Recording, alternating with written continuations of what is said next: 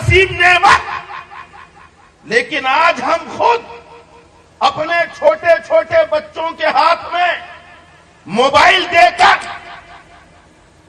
5 سال کا بچہ ہے آپ کا، 8 سال کا بچہ ہے، ذرا سی ضد کیا، ماں نے موبائل پکڑا دیا،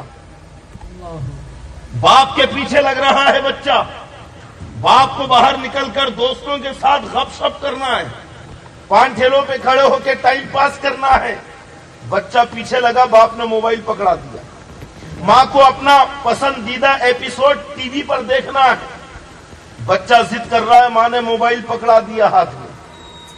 کبھی سوچا آپ نے کہ یہ ہائی ریز کے موبائل کی شعاعیں اور جو ریز نکلتی ہے روشنی اتنی خطرناک ہے کہ اچھے تندرست کی آنکھیں بھی متاثر ہو جائیں، جائے کہ بچوں کی نازک آنکھیں، بچوں کی آنکھوں کی نرم جھلیاں ان موبائل کی ریزوں کو برداشت نہیں کر پا رہی ہے۔ چھوٹی چھوٹی عمروں میں بچوں کو موٹے موٹے کانچ کے چشمے لگ رہے ہیں۔ کون ہے اس کا ذمہ دار؟ بچوں کو اندھا بنانے والے ان کے ماں باپ ہیں کہ انہوں نے بچوں کے ہاتھ میں موبائل دے دیا کہ نہیں؟ ہاتھ میں موبائل پکڑا دیا، اب بچہ وہ موبائل دیکھ رہا ہے، اس کی نازک آنکھیں کیا وہ ریز برداشت کر پا رہی ہے؟ کبھی پوچھنا آپ کسی آنکھ کے ڈاکٹر سے کہ موبائل کی ریز آنکھوں پہ کیا اثر ڈالتی ہے؟ نازک آنکھیں بچوں کی، اندھے ہو گئے بچے، آنکھ جیسی نعمتوں سے محروم ہو رہے ہیں۔ یہ تو ظاہری نقصان ہے۔ 2 منٹ کے لیے پورا دھیان ادھر رکھو اور غور سے سنو کہ اس کا باطنی نقصان، اس کا وہ نقصان جو مبہم ہے، پوشیدہ ہے، اتنا خطرناک ہے کہ پورے نوجوانوں کی جوانی کو تباہ کر رہا ہے۔ اللہ، بچہ ابھی 7 سال کا ہے، 8 سال کا ہے، 10 سال کا ہے، ماں باپ نے اس کے ہاتھ میں موبائل دے دیا۔ اب بچے کے ہاتھ میں موبائل ہے، نیٹ فری، شارٹس دیکھ رہا ہے، پلٹاتے جا رہا ہے، جو مرضی ہے وہ بٹن دبا رہا ہے۔ اب بچے کے سامنے موبائل کی اسکرین پر جو منظر ہے وہ بےہودہ اور برہنہ عورت کا منظر ہے۔ غیر مرد اور عورتیں بےہودہ کام کرتے ہوئے موبائل کے اندر نظر آ رہے ہیں۔ بولو، موبائل کے اندر کے ساری اچھی چیزیں ہیں؟ بچہ جو شارٹس دیکھ رہا ہے اس میں جوان لڑکا اور لڑکیاں بےہودہ کام کرتے ہوئے نظر آ رہے ہیں، عورتیں کم کپڑے میں برہنہ بغیر کپڑے کے نظر آ رہی ہے۔ اب بچے نے دیکھ لیا، بچے نے ابھی اسے ملاحظہ کر لیا، سمجھا نہیں کہ کیا ہے یہ، کیونکہ 5 سال کا ہے، ابھی 10 سال کا ہے، بچہ جانتا نہیں ہے یہ کیا ہے، لیکن اس کے دماغ میں یہ امیج، یہ تصویر چھپی کی نہیں۔ بچوں کا ذہن کوڑا کاغذ ہوتا ہے، آپ جو لکھ دیجئے وہ کبھی نہیں مٹے گا۔ بچوں کا قوت حافظہ مضبوط ہوتا ہے، ایک مرتبہ اگر بچپن میں جو چیز دماغ میں چلی گئی، مرتے دم تک وہ چیز باہر نہیں نکلتی ہے۔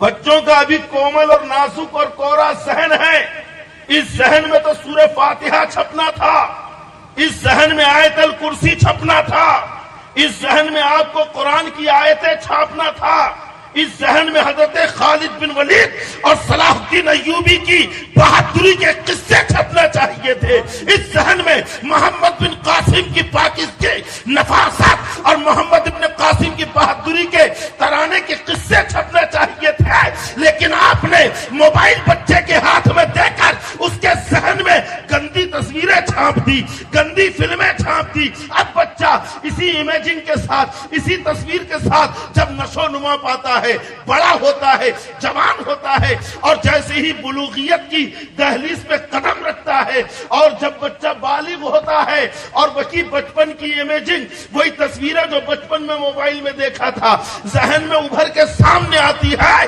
تو بچے کے دل میں زلزلہ پیدا ہوتا ہے، اس کے ذہن کو جھٹکا لگتا ہے، اور پھر بچہ بے قابو ہو جاتا ہے۔ سو رہا ہے تو وہی خیال، کیونکہ اب جوان ہو گیا، اب سمجھ گیا کہ اس تصویر کا کیا مطلب تھا، جو تصویر بچپن سے اس کے ذہن میں گھوم رہی تھی اب بالغ ہو گیا, اسے اس تصویر کا مطلب سمجھ میں آ گیا. اب پھر آگے بڑھ کر وہی بچہ اس تصویر کو اور اس خیال کو جو ذہن میں چھپا ہے عملی جامہ پہنانے کی کوشش کرتا ہے. سمجھے؟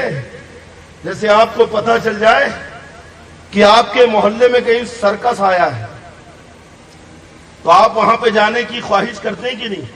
وہاں پہ جوکر ہے, وہاں جانور ہے, وہاں فلاں ہے, تو دل میں خیال آتا نا, یار ایک بار دیکھ تو لوں, اتنا سن رہا ہوں دیکھ تو لوں. ماؤتھ پبلسٹی سے کہتے ہیں کسی کے ذہن میں کسی چیز کو اتنا اتار دینا کہ اس کے دل میں دیکھنے کا خیال پیدا ہو جائے. تو بچوں کے ذہن میں جو غلط چیزیں چھپی ہیں, اب بچہ جب بڑا ہوا سمجھ گیا تو اب ان چیزوں کو دیکھنے, ریئل میں دیکھنے اور ریئل میں کرنے کی کوشش کرتا مارنا. یہی وجہ ہے کہ نوجوانوں کی جوانی تباہ ہوتی ہوئی نظر آ رہی ہے.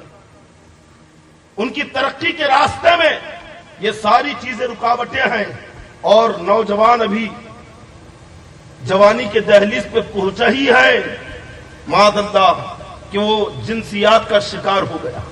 رات کی نیندیں اس کی اڑ گئی. میرا پورا ایک مستقل بیان اس کے اوپر موجود ہے نیٹ کے اوپر, اس موضوع پر, جوانی کی بربادی.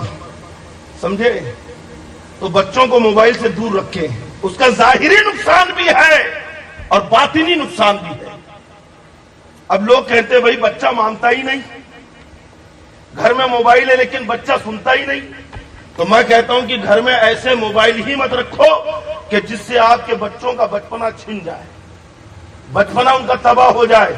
پہلے بچے جب چھوٹے تھے 4-5 سال کے تو دن میں 5 بار کھانا کھاتے تھے, اور آج دن میں 1 بار بھی بڑی مشکل سے کھا رہے ہیں, وہ بھی ماں پیچھے لے لے کے دوڑ رہی ہے.